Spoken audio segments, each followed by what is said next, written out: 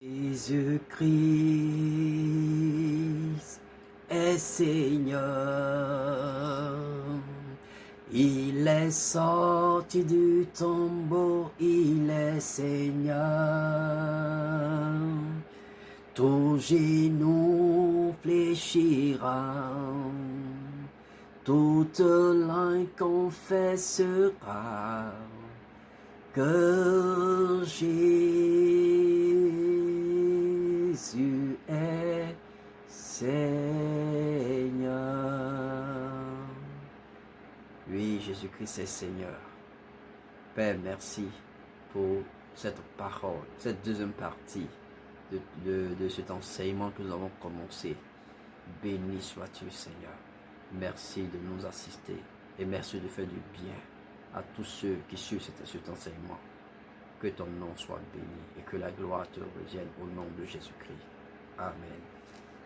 Gloire à Dieu, gloire à Dieu, gloire à Dieu. Heureux de vous retrouver pour la suite vraiment de l'enseignement que nous avons débuté bon, maintenant c'est la deuxième partie de l'enseignement sur la bénédiction. Nous avons été bénis de toutes sortes de bénédictions, la deuxième partie, et nous voulons lire la suite du verset. Éphésiens chapitre 1, verset 3, et nous sommes au verset 4, il est dit, en lui, Dieu nous a élus avant la fondation du monde, pour que nous soyons saints et irrépréhensibles devant lui. Nous ayant prédestinés dans son amour à être ses enfants d'adoption par Jésus-Christ, selon le bon plaisir de sa volonté. Gloire à Dieu. Alléluia, alléluia. Il est dit ici qu'en lui, c'est-à-dire en Christ, Dieu nous a élus avant la fondation du monde. Voyez, c'est-à-dire tout est fait, mais seulement c'est en Christ. Tu ne peux avoir accès que c'est comme si je suis dans ce bureau, mais tout ce dont j'ai besoin pour vivre heureux, pour vivre en paix, quand bien même que je me sens à l'aise dans ce bureau, quand bien même que j'ai tout ce qu'il faut, mais si je veux passer à un autre palier, si je veux vivre quelque chose de plus authentique, de plus profond, de plus palpable, de plus puissant, de plus réel, quelque chose qui surpasse tout ce que j'ai pu, qu'un homme standard, un homme normal peut vivre, il me faut aller dans une autre pièce. C'est seulement quand je serai dans cette pièce-là que toutes les bénédictions qui m'ont été réservées, je pourrais vraiment les expérimenter. Donc, c'est en lui que Dieu nous a prédestinés avant la fondation du monde. Waouh, c'est très fort. Tu vois, mon frère, ma soeur, avant que Dieu ne crée le monde, il te voyait. Il te voyait. Il voyait notre époque. Avant que le monde ne soit, Dieu voyait ton époque. Il voyait mon époque. Dieu te voyait. Il voyait ta famille. Il savait que tu allais naître. Il savait que tu allais vivre tout ce que tu es en train de vivre. C'est la raison pour laquelle il a prévu pour quelque chose pour toi. Mais cette chose-là, cette bénédiction qu'il a prévue pour toi, c'est en Christ. Si tu veux la vivre, viens en Christ. Et quand tu viens en Christ, quand tu es en Christ, la seconde chose qu'il te faut, c'est d'exercer ta foi. C'est de lui faire confiance. Il ne suffit pas d'être en Christ et puis ne pas lui faire confiance. Ça ne marche pas comme ça. Mais quand tu viens à Christ, tu lui fais confiance. Tu lui fais confiance. Donc, il est dit ici que c'est en lui que nous avons été, que Dieu nous a élus avant la fondation du monde. Dieu nous a élus avant la fondation du monde. Et il est dit aussi que pour que nous soyons saints et irrépréhensibles. Alléluia. Vous voyez, quand je lis ce passage, je dis, waouh, Père, tu m'as élu avant la fondation du monde pour que je sois saint. Alors, j'accepte de vivre cette vie de sainteté. Comprenez? Normalement, on n'a pas besoin de courir après moi. On n'a pas besoin de me parler matin, midi, soir pour que je m'éloigne de tout ce qui est impur, tout ce qui est péché, tout ce qui est mal, tout ce qui n'honore pas Dieu, tout ce qui est mauvais, tout ce qui est mensonge, tout ce qui est voleur, tout ce qui est désordre moral, désordre sexuel. On n'a pas besoin de me faire la police. Mais la parole de Dieu me dit ceci: j'ai été élu. C'est-à-dire, j'ai eu l'élection divine. J'ai eu l'élection divine pour pouvoir vivre dans la sainteté et pour être irrépréhensible. Alléluia. Pour être je suis irrépréhensible. Pourquoi? Parce que j'ai été élu en lui. En lui, si je suis en Christ, j'ai été élu avant la fondation du monde pour être saint et irrépréhensible devant le Père. Alléluia. Tel est ton destin, telle est ta destinée, ma soeur, mon frère, telle est ta destinée. Tu as été élu. Élu pourquoi? En vue, tu as été élu pour aboutir, pour devenir quelqu'un qui vit une vie de sainteté, qui dit, c'est-à-dire tes propos, ta manière de penser, ta manière de penser, de fonctionner, ce n'est pas pour nuire à autrui, ce n'est pas pour tuer les autres, ce n'est pas pour être une source de condamnation, mais une source, quelqu'un qui révèle la sainteté de Dieu. Quand les gens viennent, quand on te sent présent, on a du mal à marcher dans la corruption, à marcher, à parler, à exercer une politique de mensonge, parce que tu es dans la vérité. Tu es dans la vérité.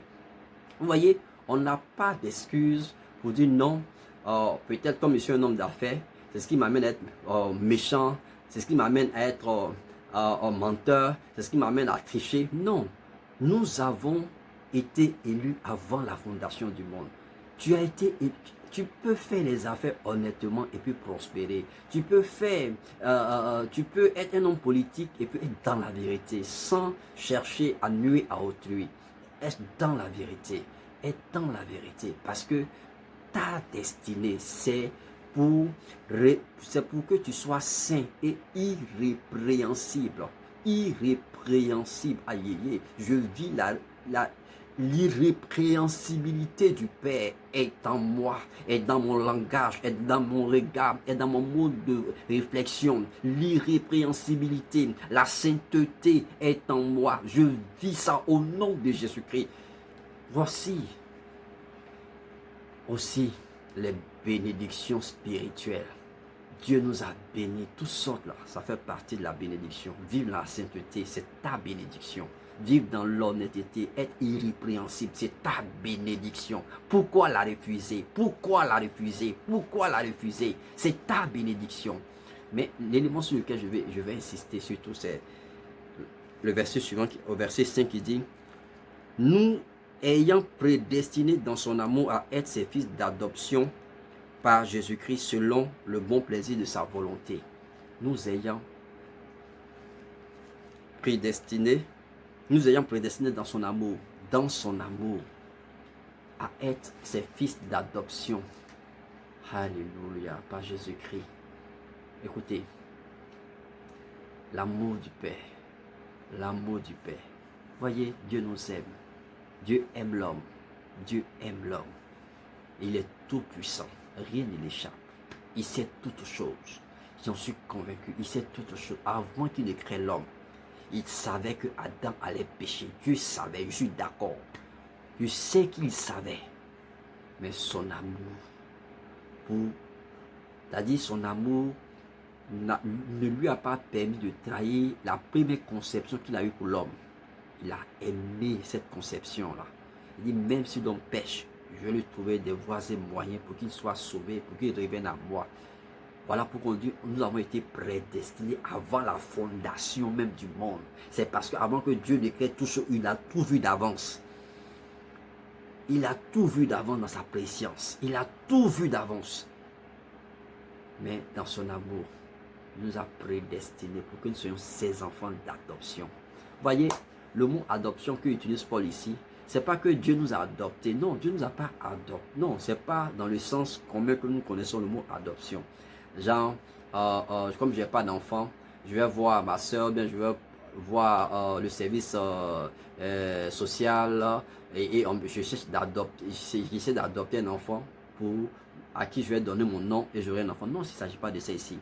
Ici, à l'époque, lorsque les rois, ce mot adoption, généralement, c'était des princes qui utilisaient ce mot à l'époque. Et ces princes-là, et là, c'est le pasteur Chris Oyakhilome qui me donne cet éclairage-là. Il dit ceci, lorsque, à l'époque, ces princes-là naissaient, on les amenait dans des des camps d'entraînement.